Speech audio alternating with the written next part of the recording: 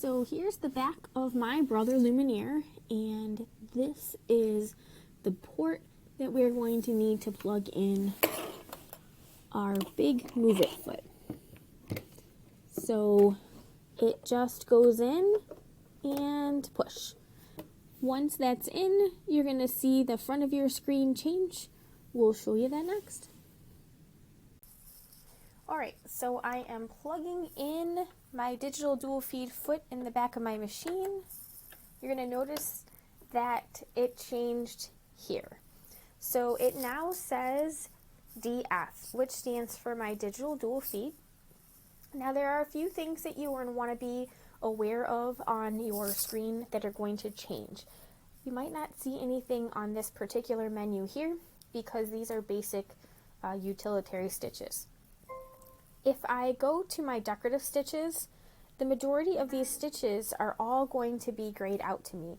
And the little message that I'm going to get here is it says this stitch is not dual feed mode compatible. So I'm not going to be able to use anything that's in my character decorative stitch menu. And when I go to the decorative stitch menu here, these stitches are not all grayed out, but some of them are. So this one is not an option. You can see that the screen has turned just a lighter shade of gray here to let me know, and it says this stitch is not dual feed mode compatible. So that's going to happen with some of the stitches, and some of the stitches it's going to let you go ahead and do them. So you can't use all of the stitches on the machine when you are in the dual feed function, but you can use some of them. And so more importantly, you can use my favorite, which is the serpentine stitch. So I use that stitch a lot, and I'm super happy that I can use that with this machine and this particular foot. So the other thing that I want to point out is the adjustments that are built in to the machine. So the foot is plugged in, and we're going to go into our setup menu here, and we're going to go to this page here. So right here in the middle, it says dual feed adjustment. And so when I select this icon here, I've got all the way up here, it says -10, and then I can go all the way up to +10 at the bottom. And then I'm right in the middle right now. So what that's going to do is it adjusts how fast or how slow that rubber part of the foot is moving. So it's going to either pull the fabric faster or slow the fabric down. I'll explain that in more detail in just a minute, but the next thing that we're going to show you is how to attach it on. So we've attached it to the back of the machine. Now we're going to attach it to the shank of our machine.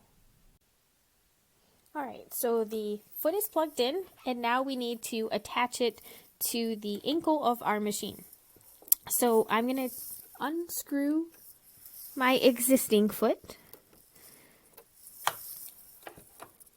Alright, get that out of the way. Sorry for my hands. This is really hard to demonstrate any other way but to have my hands right underneath here. So I'm going to just take the little U-shaped spot here, and I'm going to place that over top of the screw.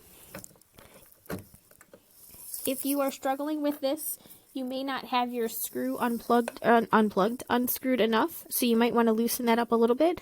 And now I'm just going to take my screwdriver here, and I'm going to tighten that up, and so it's nice and tight.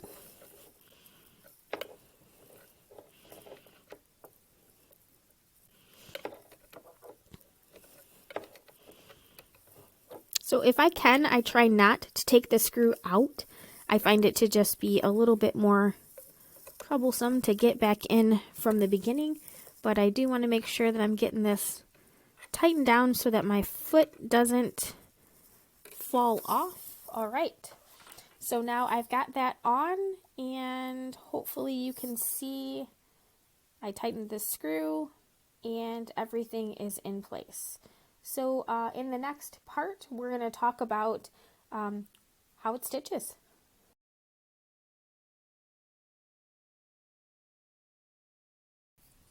Alright, so we have the foot on the machine. It's plugged in. We are on the default setting, which is 00 for the belt. We could increase it or decrease it if we needed to. Here are some additional feet that are available. There is a separate video using the Stitch in the Ditch, edge stitch, joiner foot that you can watch if you want more questions about that. This guy right here is the couching foot version. So you can see there's a little hole there to put some yarn. This is our 1/4 inch foot with a guide. This is that standard foot. I have the open toe foot on. That is my favorite version of a walking foot.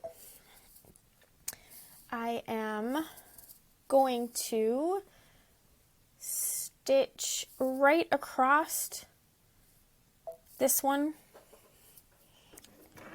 When you sew slow, you might be able to hear that little squeak. That's totally normal. That's just the belt. It's going really slow. When I speed up, that noise is going to go away. So what we're hoping is that the fabric isn't pushing and pulling. That's the main goal with this particular foot, or any walking foot really, is that when we are stitching with it, the fabric looks good, it's not moving around on us, and we have the ability to keep everything where we want it.